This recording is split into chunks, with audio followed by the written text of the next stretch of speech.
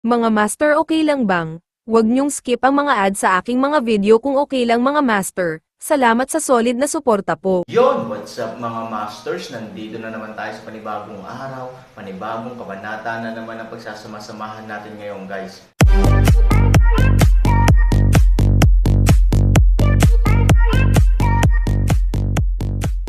Bali mga masters, kung bago ka pa lang po sa aking YouTube channel, please click the subscribe button, lalong-lalo na po yung notification bell guys, para maging connected pa rin tayo sa isa't isa at maging updated kayo sa mga susunod ko pang video. Bali mga masters, bago natin umpisahan ng kwento ay mag-shoutout po muna tayo para sa mga solid nating tagapakinig. Shoutout kay Goshen PH, shoutout kay Rene Boy Tuya, shoutout kay Fernando Jimeno, shoutout kay Rocky Sabate. Yun na nga mga masters, no? Bali hindi na ito patagalin. In 3, 2, 1, let's go! Mga masters, 3 video po araw-araw ang i-upload natin. Ang bagong yugto ni Daryl sa storytelling channel sa YouTube mapapakinggan. Ang bagong kabanata, sa lugar ng mga barbarian. Seryosong nag-uusap ang tatlo na sila Dax, Chester at ang hari ng mga barbarian. Maya-maya nagsalita ulit ang hari ng barbarian. Kaya turing nyo na ako ng isang kapatid. Simula ngayon, at maaari na muna kayo maligo at magpahinga. Dadalhin kayo ni Toby sa inyong mga silid. Sabi ni Haring Benj. Nang marinig ito nila Dax at Chester, labis ang saya sa kanilang mga muka. Lalo na kay Dax, akala ko, nung pumasok kami sa lugar ng lumang temple na iyon. At nang dumating ang mga general mula sa lahi ng mga demonyo. Akala ko hindi na kami makakalas doon.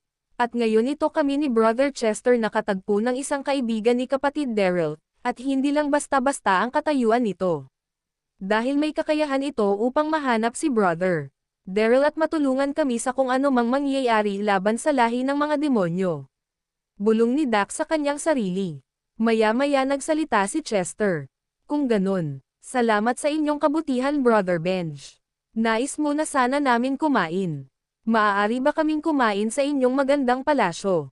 Sabi ni Chester, nang marinig ito ni Harry Benj. Ito ay napakamot ng kanyang ulo. At sinabi, nako patawarin niyo ako. Hindi ko naisip agad na kayo ay nakakaramdam ng gutom.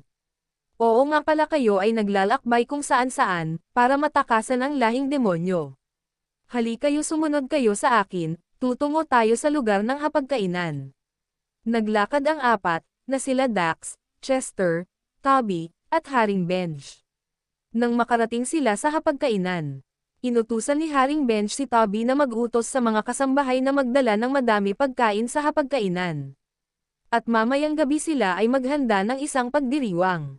Kailangan natin magsaya dahil ang aking mga kaibigan at kapatid ni Brother Daryl ay ating natagpuan na, sabi ni Haring Benj. At nang marinig nito ni Toby agad-agad na umalis ito at nagtungo sa kasambahay upang magdala ng makakain nila Chester at Dax. Samantala sa kabilang panig, sila Daryl at Lynn ay nagpatuloy sa paglipad, habang hawak-hawak ni Lynn ang kamay ni Daryl. Napakalambot talaga ng kamay nitong si Miss Lynn. Hindi ko inaasahan na mahahawakan ko ng gantong katagal ang kamay niya. Bulong ni Daryl habang ito ay nakangiti. Miss Lynn, nakikita ko na ang sagradong harang. Malapit na talaga tayo, sabi ni Daryl kay Lynn. Maya-maya sumagot si Lynn. Tama ka nga Vin, mabuti ay malapit-lapit na tayo. Kaya mo na bang lumipad ng mag-isa? Sabi ni Lynn at ito ay tumingin sa pagkakahawak sa kamay ni Daryl. Nang mapansin niyang basa ang mga kamay niya, ito ay labis na nagulat, at sinabi ba't ganito? Yup, sabay bitaw sa kamay ni Daryl. Bakit basa ang kamay ko? Tinitignan niya ang palad ni Daryl at ito ay basang-basa. Kadiri ka Vin, bakit ganyan ang iyong kamay? Sobrang pawis na pawis, sabi ni Lynn kay Daryl sa tonong pagkagulat.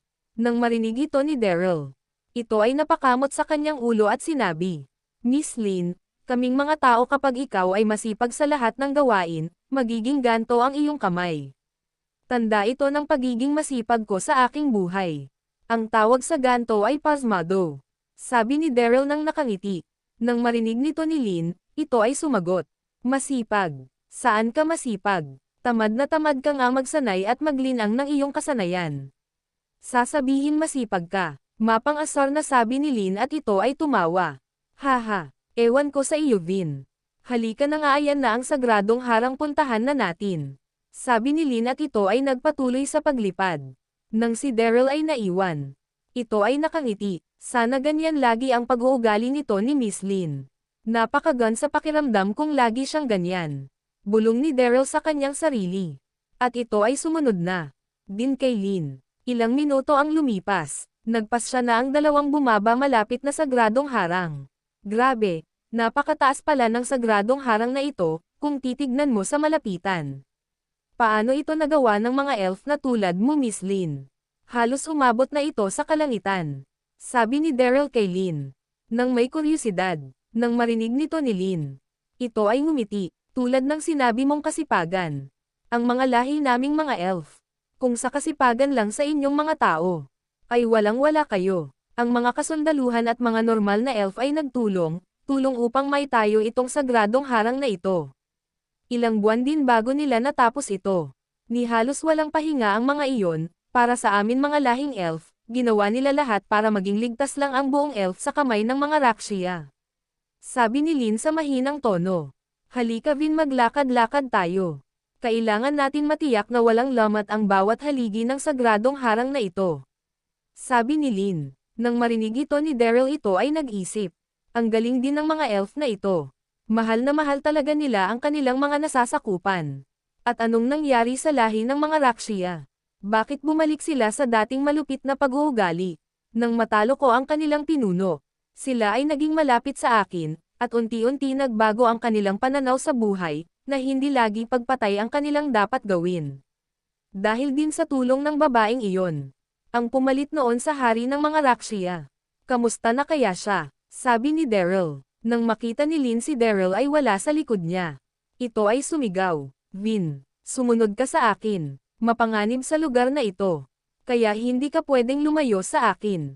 Sabi ni Lin ng pasigaw, dahil medyo malayo ang agwat nila ni Daryl. Nang marinig nito ni Daryl, bumalik ang ulirat nito at sumagot. Oo Miss Lin, nandyan na. Tuldok. Nang malapit na si Daryl kay Lin, may isang mabangis na hayop ang biglang dumagat kay Daryl. Isang malaking ibon. Dumilim bigla ang paligid dahil sa laki ng ibon na ito. At si Daryl ay dagit-dagit nito. Nang makita ni Lin na si Daryl ay nadagat ng ibon, ito ay hindi agad nakagalaw. Dahil sa kanyang pagkagulat.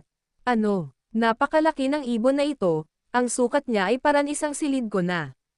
At maya-maya bumalik sa ulirat si Lin at sumigaw. Vin, mag-antay ka, nandyan na ako. Tumakbo si Lin ng mabilis upang hablutin si Daryl, ngunit ang ibon na ito ay biglang lumipad papalayo. Nang mapansin ito ni Lin, ito ay sobrang pag-alala niya kay Daryl. Dahil sa kanyang puso, isang normal na tao lang si Daryl na may sapat na kakayahan lamang. Tuldok, lumipad si Lin at hinabol ang malaking ibon na dumagat kay Daryl. At sa mga oras na ito, si Daryl ay nawalan ng malay. Dahil sa pagkikidagit sa kanya ng malaking ibon na ito. Medyo nasaktan ang kanyang likuran, at ito ay nawalan ng malay. Walang kaalam-alam si Daryl na atakihin sila ng napakalaking ibon na ito. Maya-maya nagising si Daryl. Siya ay gulat na gulat. Ano? Bakit ako lumipad? At napatingin siya sa kanyang taas. Laking gulat niya na dala-dala siya ng isang malaking ibon. At ito ay napamura. Isang malaking ibon pala ang umatake sa akin, at dahil doon nawalan ako ng malay ng saglit. Bulong ni Daryl sa kanyang sarili, at nang gagamitin niya na sana ang kanyang spiritual upang makatakas sa pagkakidagit ng malaking ibon. Nakita niya si Lin, na humahabol sa paglipad. Tuldok, nako si Miss Lin, nais niya ako iligtas sa malaking ibon na ito. Aba, hindi ako pinapabayaan ni Miss Lin tulad ng pangako niya kay Master Ken. Medyo natuwa si Daryl sa kanyang nakikita. At ito ay nagpanggap na takot na takot. Miss Lin, tulungan mo ako. Saan ako dadalhin ng ibon na ito? Nang marinig nito ni Lin, ito ay napaisip. Tingin ko ang ibon na ito ay naghahanap ng makakain ng mga kanyang inakay. Sa laki ng ibon na ito, nakakasiguro ako na ang kanyang inakay ay malaki din. Nasa panganib talaga si Vin. At ito ay sumigaw. Vin, tingin ko nais kang ipakain ng ibon na yan sa kanyang mga inakay. Tuldok, ngunit huwag ka mag-alala.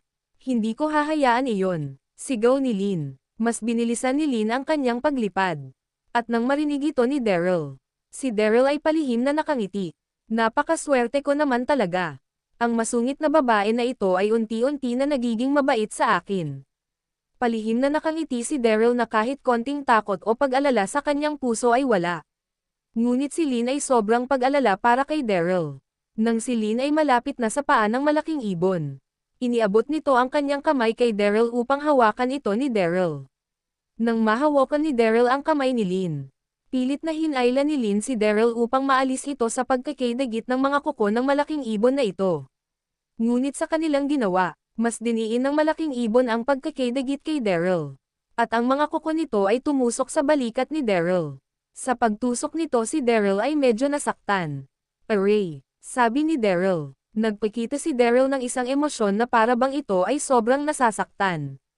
Laking gulat ni Lynn sa mga oras na ito, dahil sa aking ginawa, mas diniin ng malaking ibon ang kanyang mga kuko sa balikat ni Daryl. Nakita niya ang mga dugo na lumabas sa balikat ni Daryl. Vin, okay ka lang ba, sabi ni Lynn? Miss Lynn, mukhang di ko na makakayanan pag tumagal pa ito. Sigaw ni Daryl nang marinig ito ni Lynn. Wala na siyang nagawa at nagpasya na itong gumamit ng kanyang spiritual na lakas. Ngunit ito ay ilang porsyento lamang, upang hindi mamatay ang malaking ibon na ito, dahil para kay Lynn, malaki din ang pakinabang ng ibon na ito, sa sagradong harang dahil isa ito sa pwedeng magbantay at maging hadla sa mga ibang nilalang kung nais nila sirain ang sagradong harang. At maya-maya naisip ni Lynn ang kanyang punyal. Nilabas ni Lynn ang punyal at ito ay sinaksak sa binti ng malaking ibon na ito. At nang maramdaman ng ibon ang sakit, binitawan niya si Daryl. Sa pagbitaw ng malaking ibon, si Daryl ay lumalaglag. Nang makita ito ni Lynn, mas bumilis ang kanyang paglipad upang sambutin si Daryl. Maya-maya bago tumama si Daryl sa sahig, ito ay nasambat ni Lynn. At ang dalawa ay napatamba ng malakas. Sila ay magpagulong-gulong dahil sa impact ng pagkabagsak ni Daryl, hindi kinaya ni Lynn ang bigat nito. Kaya sila ay nagpagulong-gulong sa mga oras na ito. Maya-maya, matapos nilang magpagulong-gulong, ang binti ni Lynn ay medyo nasaktan, ang kanyang buto sa paa ay medyo lumihis. Ramdam na ramdam ni Lynn ang sobrang sakit sa mga oras na ito. Si Lynn ay sumigaw sa sakit. Tuldok. Samantala si Daryl ito ay medyo malayo kay Lynn. Nang marinig niya ang pagsigaw ni Lynn, agad-agad itong tumayo sa pagkakatamba at mabilis na tumakbo papalapit kay Lynn. Miss Lynn, okay ka lang ba? Anong nangyari? Bakit ka nasigaw? Sabi ni Daryl. Sumagot si Lynn. Ang binti ko mukhang nabali ata.